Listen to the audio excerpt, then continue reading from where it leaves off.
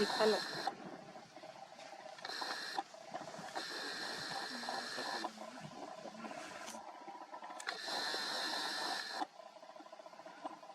इसलिए अभी ये टाइम 10-11 बजे के बाद रैप्टर्स जो भी है ना और में फ्लाई करता है।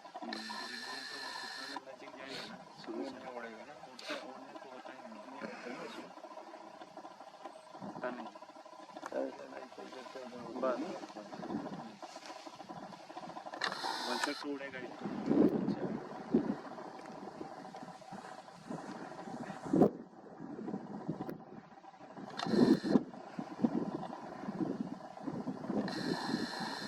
त्याला पण पानं नाही येतात.